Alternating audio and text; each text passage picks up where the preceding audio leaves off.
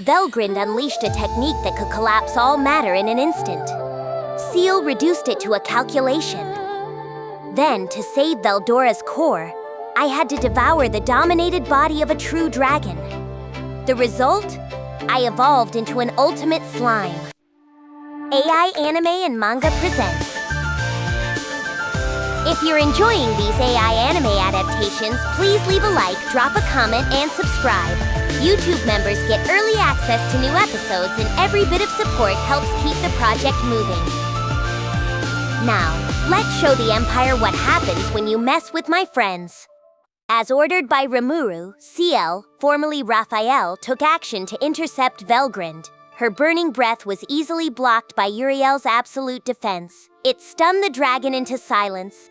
She wasn't going easy on Rimuru at all. She used Ragul, Lord of Relief, to further enhance her breath, so no mere barrier could have ever blocked it. It had to exact a toll on her enemy, unless that enemy was so superior that he could see right through it from start to finish. But Rimuru showed no sign of exhaustion. Not even the three demonesses could withstand a blow from Velgrynd in dragon mode unscathed. The fact that Rimuru did so without batting an eyelid indicated that this was one demon lord you couldn't pussyfoot around with your attack. It was greatly displeasing, but Velgrynd continued to think calmly. She believed she had an edge in Magicule count. Perhaps the quality of her skills lost out to his. Or maybe the demon lord Rimuru had a built-in resistance to heat attacks. Instead of worrying about it further, she decided to take action. As she had done with Veldora, she created a set of partial separate bodies to launch 11 rays of light at once, her nuclear cannon attack. At the same time, the 11 rays also unleashed another round of burning breath.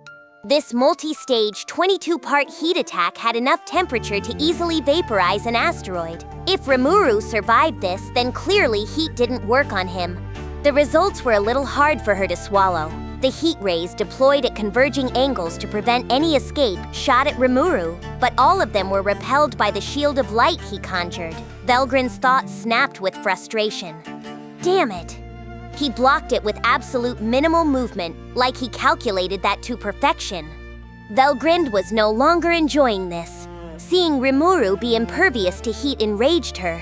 But even worse, that attack just now was all but a complete waste of time. If it had drained him even a little, her vast advantage in Magicules would have made her victory unassailable. But right now, Rimuru was consuming almost no energy at all. At this rate, Velgrynd realized she could very well end up exhausting herself first. It was clearly time to get serious. But there was one more unpleasant act in play. Rimuru had shot a glance at Velgrynd at the start of all this, but after that, he didn't even bother to look at her. His focus was entirely on Veldora, and he was paying his sister virtually no mind at all. Also, he wasn't using any shield against Veldora, evading all of his attacks instead. Only when evasion was impossible would he react with a similar attack of his own to cancel it out. But with Velgrynd, that shield of light was all he needed to repel everything. Yes, he could use magic sense to keep tabs on all of his surroundings, but he was still clearly ignoring her. It all but declared to Velgrynd that he didn't see her as a threat. That, more than anything else, triggered her rage. Velgrynd's rage hardened into a single thought. I'm gonna make him regret looking down on me. So the proud Velgrynd decided to unleash the most powerful attack in her possession. With a hateful glance at Rimuru, who was still ignoring her, Velgrynd began conjuring up her mighty magic force, running it through her body. The support provided by Ragul, combined with acceleration symbolized by her own heat, could be worked in parallel to forcibly heat her up. In other words, boost her performance. The results allowed Velgrynd to go thousands of times faster than the speed of sound, the fastest physical speed of anything in the world. So what happens when the target of this power is someone other than herself? As a spiritual life form with resistance to physical attack, Velgrynd has no problem withstanding this newfound performance. But could anyone else ever withstand it? The answer is no. No matter what kind of life form it is, no physical body can endure continuous forced acceleration. The same is true for spiritual ones. Even passing thoughts are converted into energy, ultimately leading to thermal collapse. That is exactly what this was designed for. Velgrynd unleashed it with all the pride of the flame dragon, Prepare to have your body rot away, not a single piece of flesh left. Cardinal acceleration. It was her most powerful of techniques, eclipsing even burning embrace. Cardinal acceleration contained the full force and authority of Velgrynd. She crafted it in secret for Velzard, in preparation for the final battle they must wage at some point in the future. She'd never normally waste it on a mere demon lord, but she was too enraged to let that stop her. With a roar from the Crimson Dragon, a wave of doom coursed toward Rimuru. This ultimate blow symbolized the pride of the Flame Dragon at her fastest, capable of making all matter collapse in an instant. It could bury any enemy at a speed that made it impossible for anyone to avoid. By the time Rimuru, busy focusing on Veldora, realized what was going on, it would be too late. His mind wouldn't work fast enough to comprehend what just occurred before he ceased to exist in this world. Velgrynd allowed herself one final regret. I wish I could make him regret underestimating me, but he won't have the time for that now, will he? That's the only regret I have. With this absolute confidence, Velgrynd peered ahead to see how it worked out. Velgrynd froze. Instead, she goggled at the sight of Rimuru standing there unharmed. No, it can't be. She doubted her own eyes.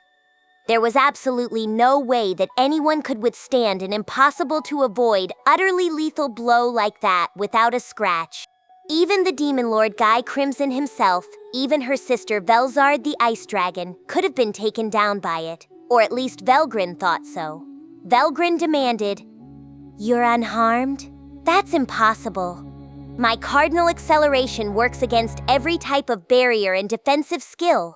If you took it that easily, what did you even do?"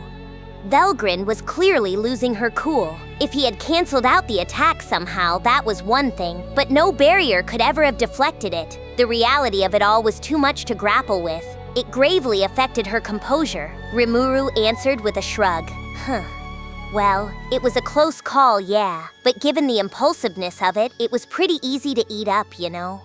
This was, in fact, entirely the work of Ciel, who was still dedicated to handling Velgrynd.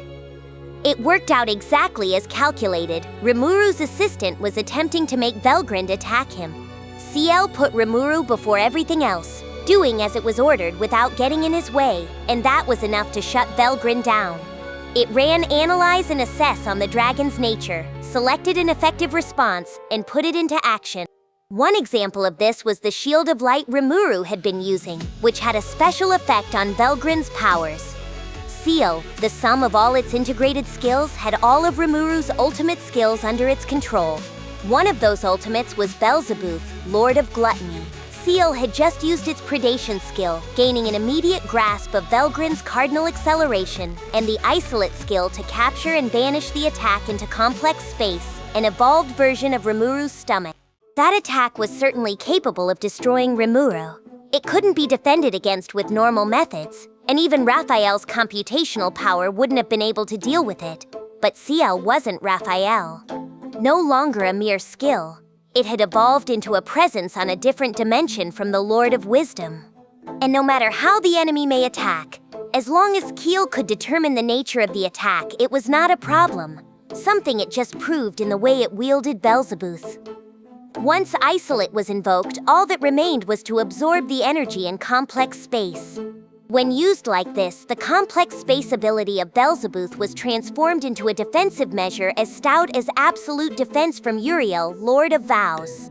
Velgrynd's surprise was understandable. After all, everything had ended before Rimuru himself had a chance to so much as think, "Oh crap, I'm in trouble." Still, Rimuru responded defiantly to Velgrynd's shock. He didn't want her to realize it was pretty much nothing he himself did. But Ciel's scheme didn't end there. Able to communicate with Rimuru more smoothly than ever before, it could even use the art of conversation as a weapon to pursue Velgrynd with.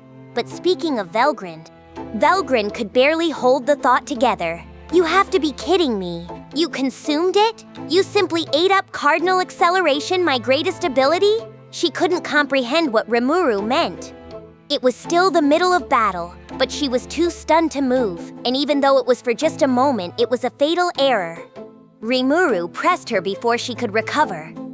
"So I'm sorry to bother you while you're still shocked that your amazing attack was a dud, but you didn't forget that we're in a fight here, right?" It was already too late by the time he asked. Ciel was unerring in its actions and Rimuru gave it his full backing. Ciel announced the result. Calculation of Velgryn's magicule count complete. After accounting for the subject's nature and characteristics, I determined it is possible to encase the target in insulated imprisonment for several hundred seconds. Activating. Before Velgrynd realized it, a layered magic circle had surrounded her. This was a compound skill, combining the ultimate skill Uriel's unlimited imprisonment with spatial insulation. Ciel had crafted it just now, exclusively for use against Velgrynd, and now she was caught in it. The combat airspace had been fully computed by Ciel. The temperature, humidity, gravity, wind currents, sunlight, the pulses of every living thing within it. It was all in the palm of Ciel's hand, and no matter what Velgrynd did, it'd be impossible for her to leave this airspace. The blinding light of this insulated imprisonment declared by Ciel made Velgrynd feel dizzy. Velgrynd reeled. How? How could it be so easy for him? The dragon's crimson body trembled in humiliation at having been beaten. But no matter what she tried, the insulated imprisonment never so much as wavered. Rimuru called to her. Okay, sit tight in there for a while, okay? I'll play with you after I free Veldora. The words placed a final exclamation mark on Velgrynd's defeat. Velgrynd forced herself to think past the humiliation. All right, I'll admit defeat this time, but I still have parallel existence. And whether this is insulated imprisonment or not, I can just trace a soul corridor out of here. Velgrynd did have one more move she could make. It'd mean giving up her current body. But the majority of her remaining energy would be channeled back into the replication she positioned next to Ludora as insurance. It was brutally humiliating, but it wasn't the end for her yet. Slowly, cautiously, she got to work, making sure Rimuru didn't take notice. Little by little, she began transferring magicules through her soul corridor, without realizing that was exactly what Ciel wanted. Gotta hand it to Ciel, I mean. It seemed kinda down in the dumps to me, so I gave it the name on a whim, and I guess it was happier about it than I thought it'd be. After all, its previous machine-like reactions to me were much smoother and more human-like. I feel like it had been improved by, a lot.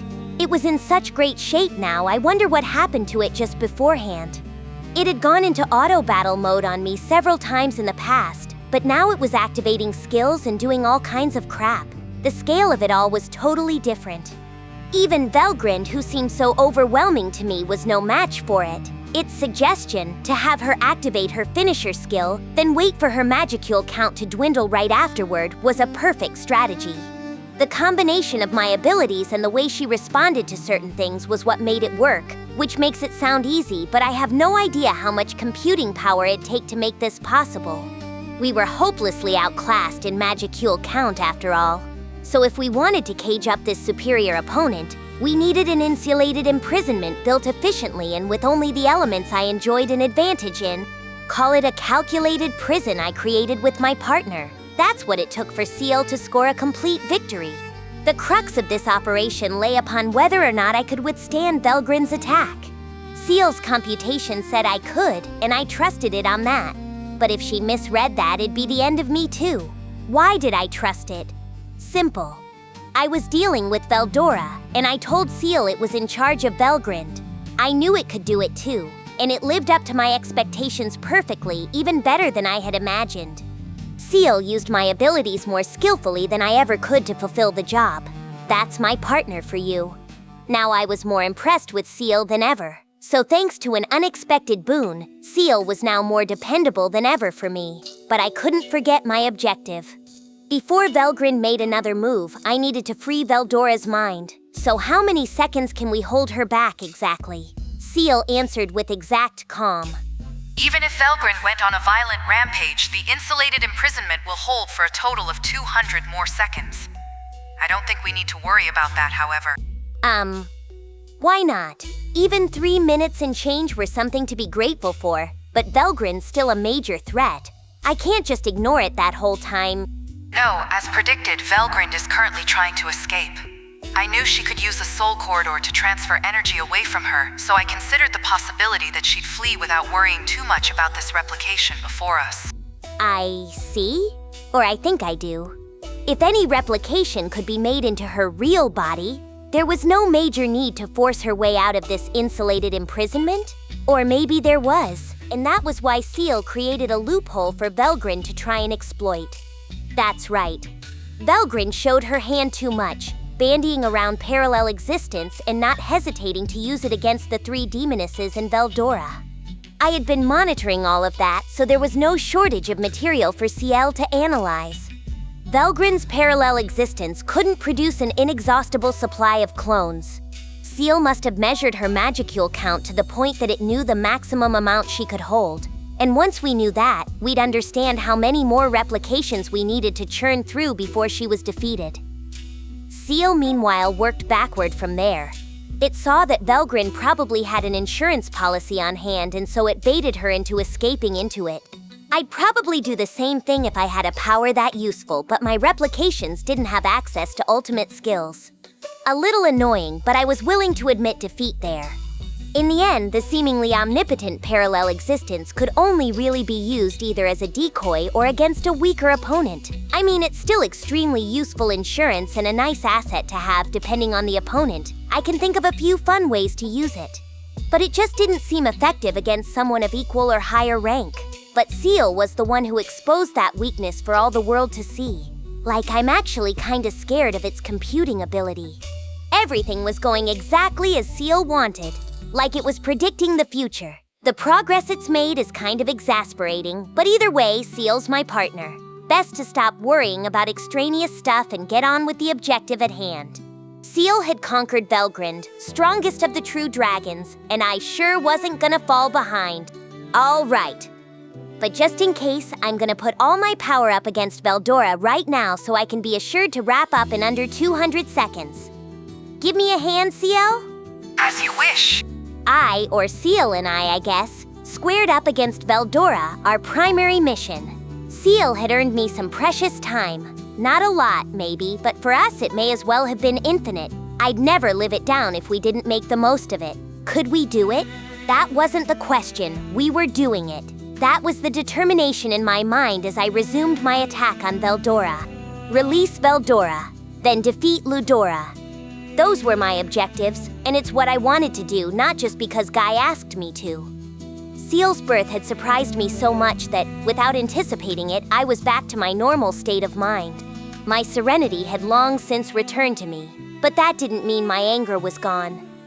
That anger, I decided, I'd save until I could take it out on Emperor Ludora. But first things first. So how would I approach Veldora? Well, to start out, I was trying to talk to him. Talking about ruling over Veldora was easy enough.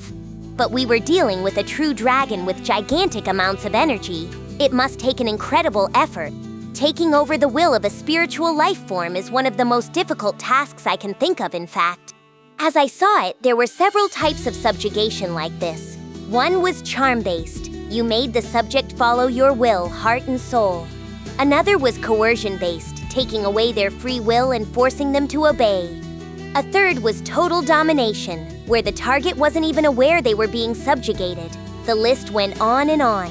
Yuki carried out total domination on his subjects, but in Kigali's case it was more coercion-based, and that was what Veldora was dealing with too. This coercion could work on several levels as well. The target might retain their free will but still be reluctantly forced to follow orders. Or they may have their free will removed entirely, turning them into an unquestioning robot. It didn't seem to me like Kigali had any free will left right now. But what about Veldora?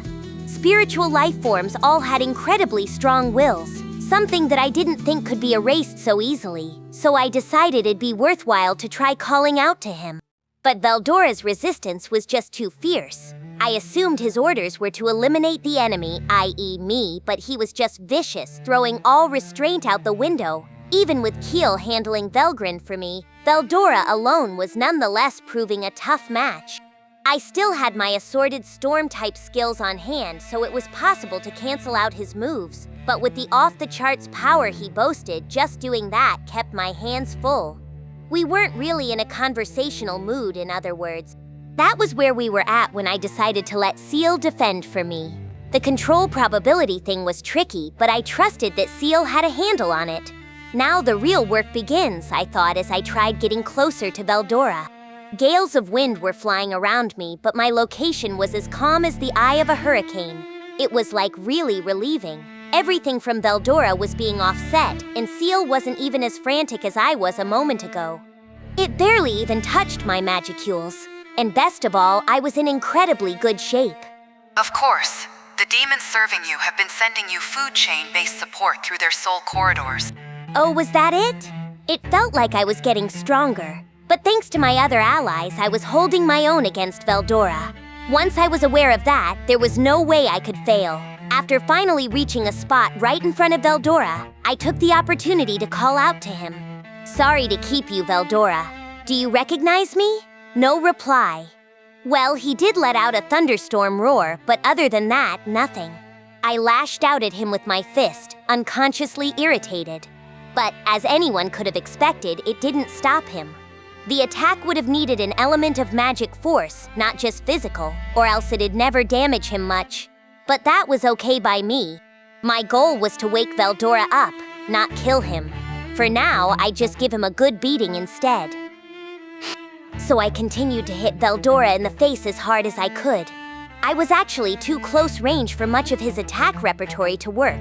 A lot of spells and skills would wind up hitting him as well. Being controlled like this, he might keep whipping them out anyway without a care. But I figured Ciel would take care of that. A punch. Another punch. Then a kick. But Veldora only roared in response. What do you think about using predation on Veldora and locking him in your complex space? A rather frightening suggestion from Ciel, I thought. If that was a yes-no question, I was kinda leaning toward yes. But was something like that possible? Not a problem. Belzebuth is under my command, so if I receive the order, I can immediately put it into action. It's certainly dependable, I guess. It was funny to think that Belzebuth, Lord of Gluttony, this all-powerful ultimate skill, got its start way back with predation, a species-specific slime skill. Thanks to that, it couldn't have been better geared toward me. Handling it was always such a breeze. And now that Ciel had further optimized it, I figured it'd work on Veldora as well. Now that I was a Demon Lord slime, a demon slime if you will, Belzebuth could be invoked from any part of my body. In fact, I didn't even need to make physical contact with my target any longer.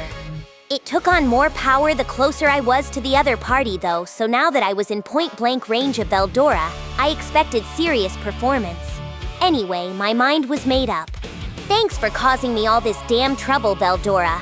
Quit making me worry about you all the time. As soon as I shouted it, I immediately tried devouring Veldora via Belzebuth. But then Veldora's voice rang inside my head. Just a little mistake on my part. Forgive me. I heard a voice I really shouldn't have been hearing. Veldora, right? Indeed, it is I, Veldora the Storm Dragon, your erstwhile ally. It couldn't have been a trap. He was acting like too much of a fool for it to be. That carefree voice, not a thought in his mind, it couldn't have been anyone else. Hey, so you're conscious? Yes. Actually, I detached my core as quickly as I could. I cannot physically speak, but I still have my wits about me. Aha. So he's there, all right. If Belzebuth was working its way through his body, did that make telepathic communication through his heart possible? Either way, I was glad he was safe, but now I was angry for other reasons. So what are you waiting for then? Regain control of your body. All that worry, and he was treating this like a day at the beach. Did he have any idea how much I was freaking out? I felt justified in complaining a bit about it. I would have done that long ago if I could. But listen to me, Rimuru. Don't you think you should calm down a bit and be a bit more careful? Like I needed him telling me. Besides, shut up. If I was gonna be calm about this, I wouldn't have done something as crazy as take on 2 true dragons at once. I didn't need anyone to point that out to me. Now that I was calmer, I was actually kind of impressed that I survived. But I couldn't have been too cautious back there. Nothing about dealing with true dragons was careful in the first place. But as I was thinking about this, Veldora was still cheerfully giving me advice. Oh, watch out for this! I'm about to break out some dark lightning. Stop providing color commentary like a sports broadcast. Even worse, he didn't launch dark lightning at all. It was death-calling wind instead. Ciel canceled it out for me, and I'm pretty sure I could have dodged it anyway, but why the hell was he giving me fake advice? You call that lightning? That was death-calling wind. It was about to kill me.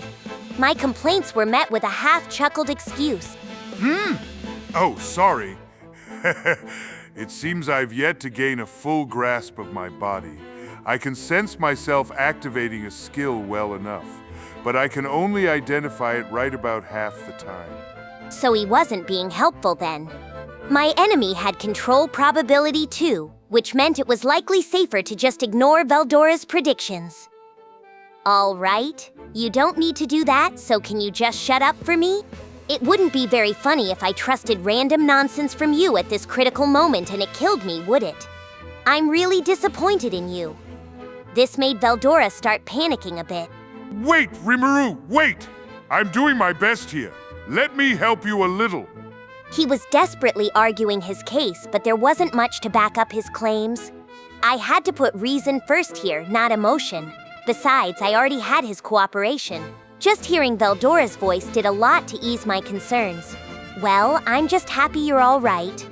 Veldora responded with his usual energetic laugh. Of course I am.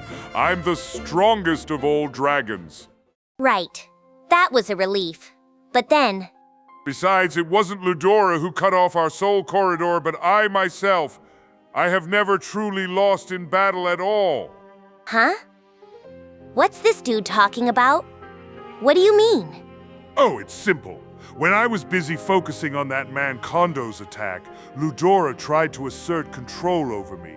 I was furious about this, the three of them tackling me at once, my sister included. How truly unfair. But I wanted to avoid the worst-case scenario, so I reluctantly made the decision to cut the corridor away.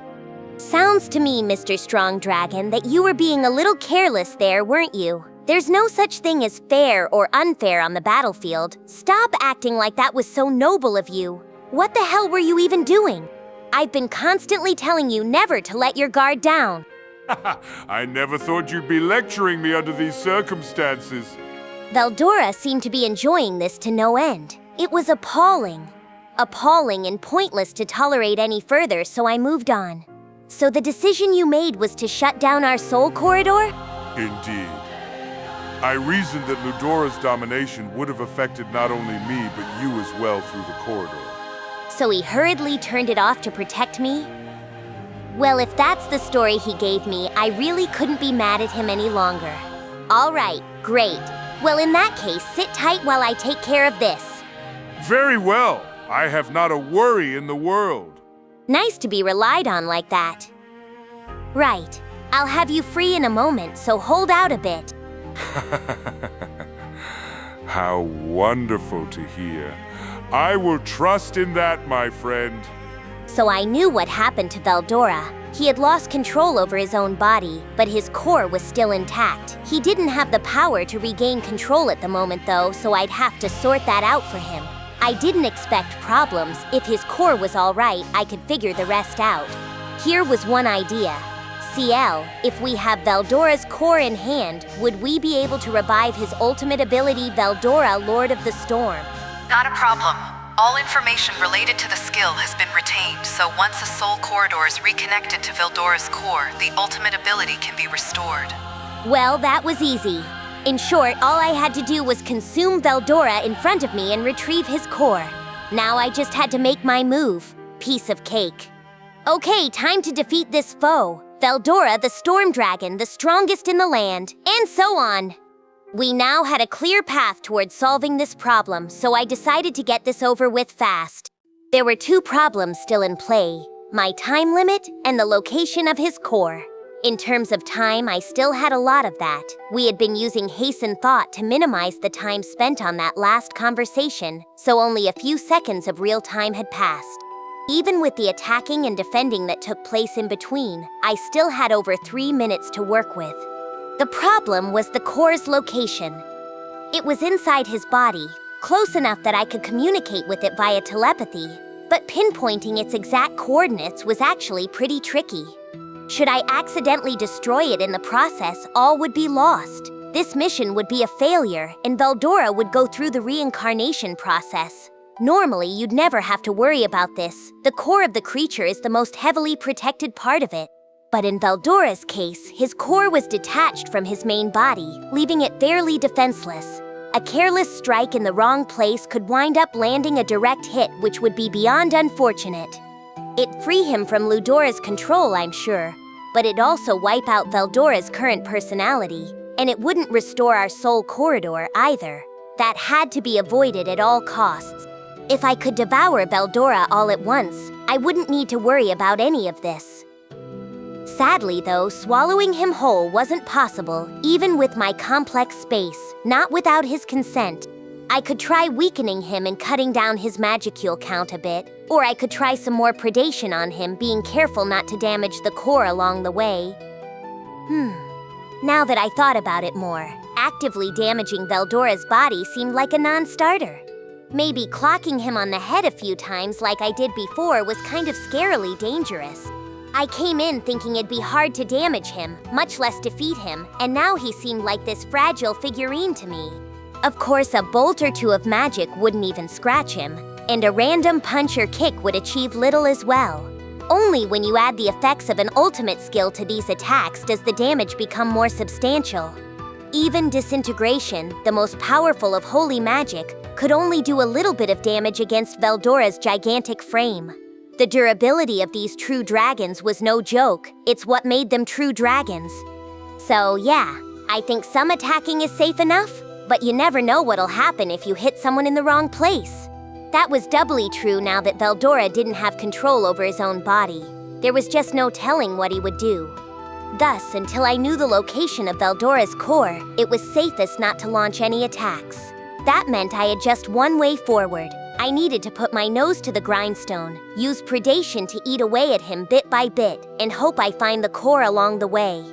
It'd be a race against time, but I had no other option. Just 3 minutes? But then again, 3 minutes could be all the time in the world for me. Filing the time issue in the back of my mind, I turned Beelzebooth up to full power and began eating my way into Veldora. My body reverted from human to slime form. Not my usual bouncy liquid form, but a kind of viscous, irregularly shaped blob. This was Ciel optimizing my shape in accordance with the hostile predation I was engaged in. The more contact surface I had with my target, the more efficient the process was. So my constantly shifting body ate into the surface of Veldora's body, spreading itself around him. But the target was just too big. No matter how far I stretched myself out, I was really just a dot from Veldora's point of view. It was a daunting task, but I couldn't give up now. Throwing all caution to the wind, I accelerated my hostile consumption, activating Soul Consume as I searched for his core. This too would have been impossible without Ciel's assistance. Looking at that incredible strength it exhibited earlier, I was starting to think it had computational power on a scale far beyond what Raphael had. Guess not only monsters evolve when you name them. Thanks to Ciel, things were overall going pretty smoothly right now, but we weren't entirely free of obstacles. To be exact, I was in intense pain. Veldora's body had detected what I was up to, and it was resisting me at all costs. The Storm Dragon's aura was causing my body to disintegrate. I was trying to consume it while it was trying to quash me, and the battle was only just beginning. Pain, heat, and suffering. I wasn't supposed to be able to feel pain, but it was now coursing across my entire body. Heat shouldn't have meant anything to me, but I felt like someone was dunking me in unbearably hot water. And then the agonizing suffering, something I had never felt before in this world. The dangerous sensation of having my existence wiped out shortly triggered all of my survival instincts. But I wasn't going to relent. I was going to win. I would overcome this agony and save Veldora. And I wasn't alone now. In Ciel, I had a more reliable partner than ever before. That's why I was so determined to devour the Storm Dragon and absorb Veldora's core. If I could achieve that, this much pain was never gonna stop me. Everything all right, Ciel? Leave it to me. We're good then. With Ciel's trustworthy reply in hand, I expanded my predation. One thing standing in my way was all the energy I was feeding on. Normally it'd be converted into power for me, but against a true dragon it didn't work that way. Instead of becoming my power, it was destroying my body from the inside.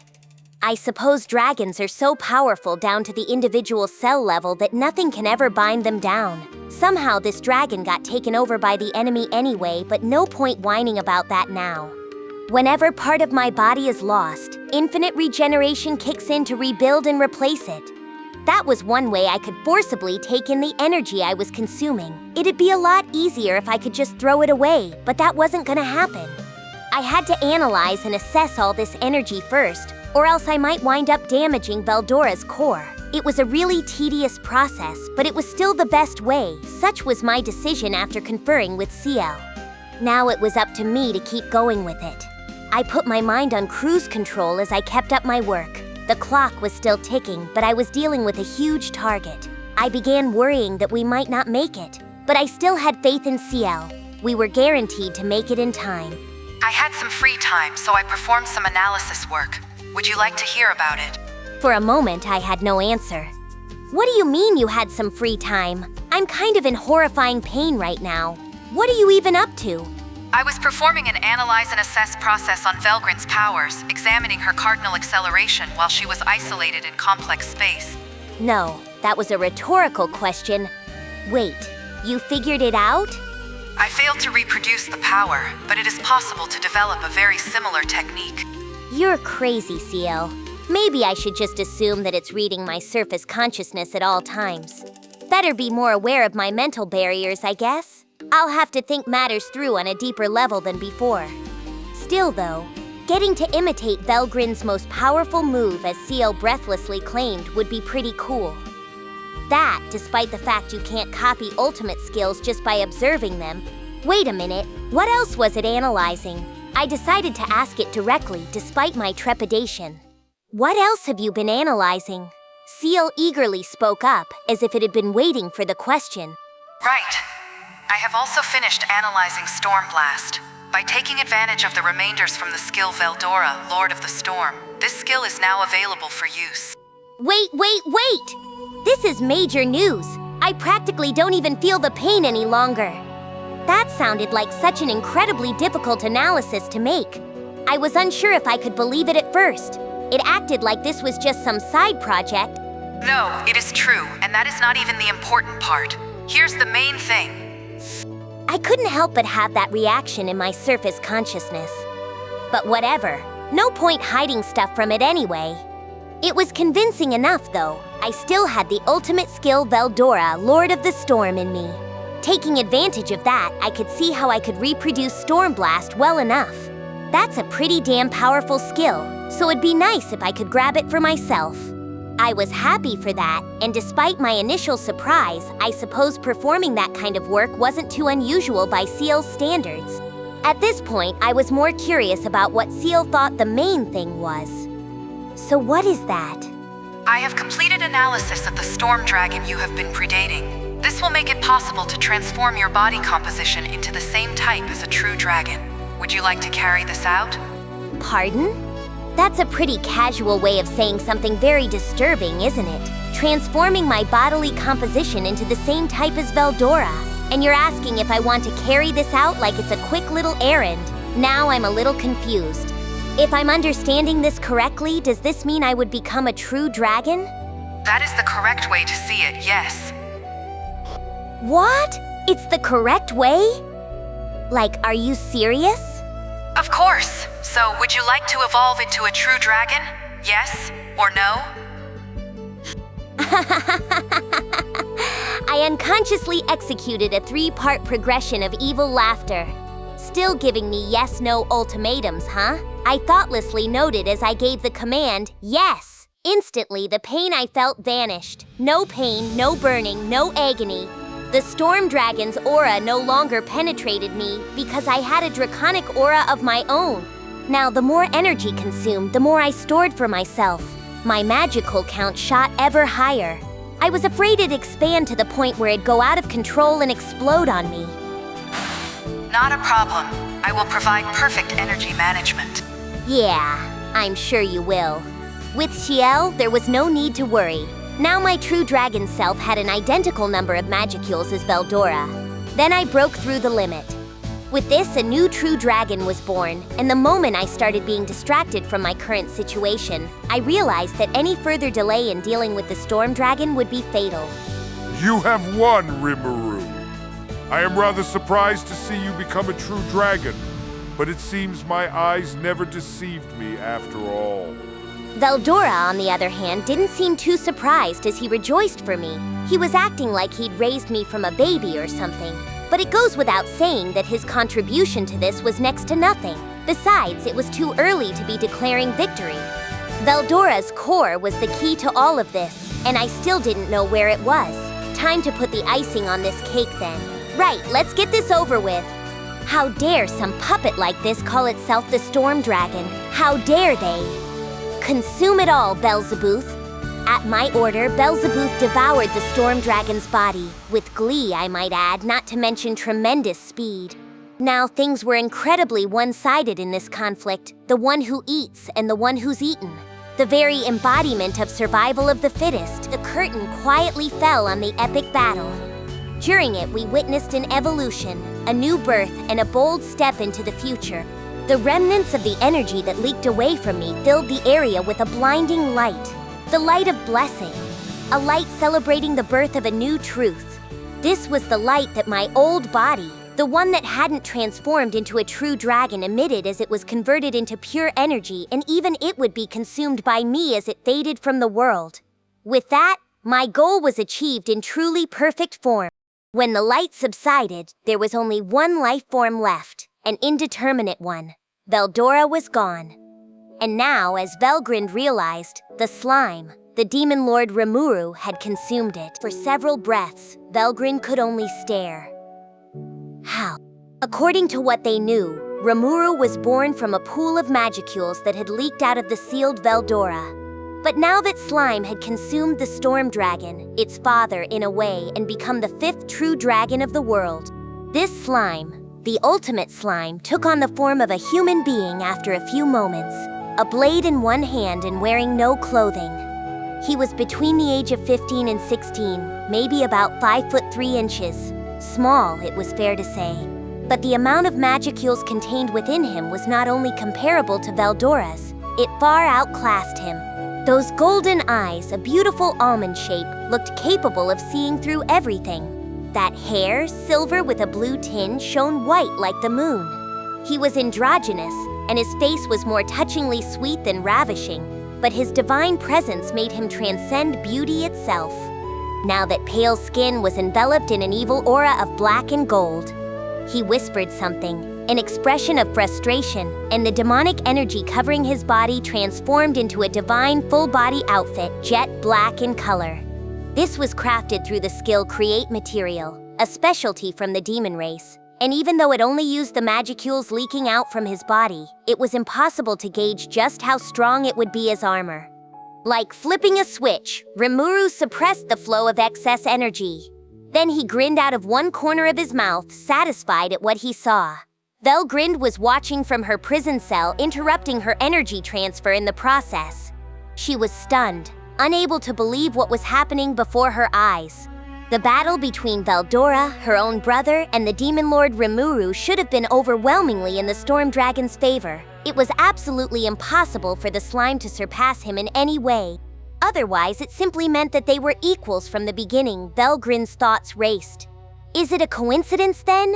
No, are you saying he just happened to be born right here, right now? It was an astonishing conclusion, reached by Velgrynd as she foundered in a sea of thoughts. But she wouldn't easily admit to it. How could she? A monster who just happened to be born near a true dragon, who just happened to have the right soul to accept draconic energy.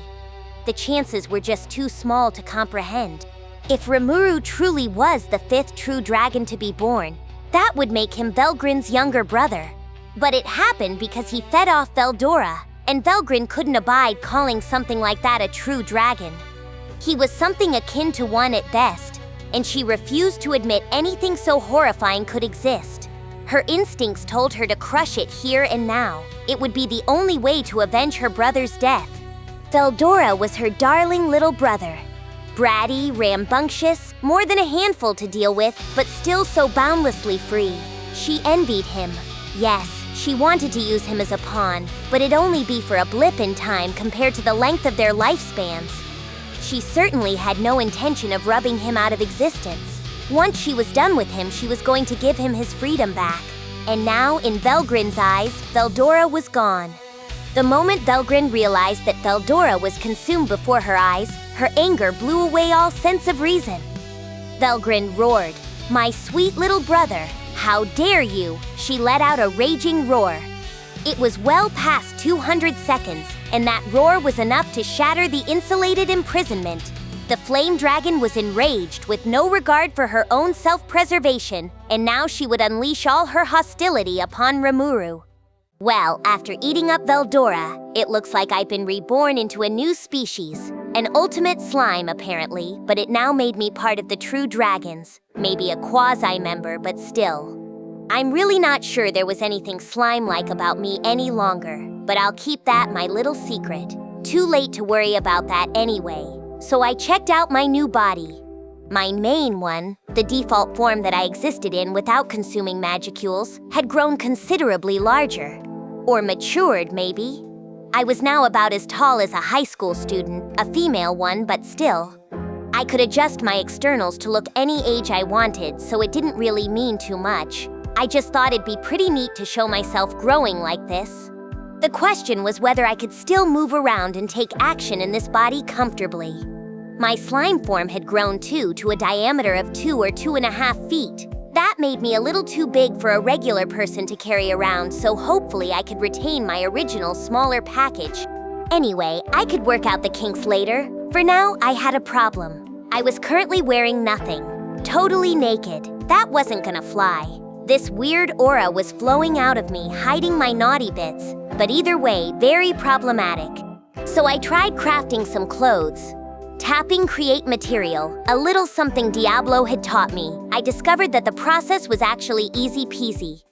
Depending on the creator's ability, Diablo said you could produce some really nice results with it, and I liked what I saw. Comfortable for sure, and I think straight up black looks good on me. As for its armor level, well, it turned out to be God class. Whoa, really? God class? Boy, God class, huh? Neat.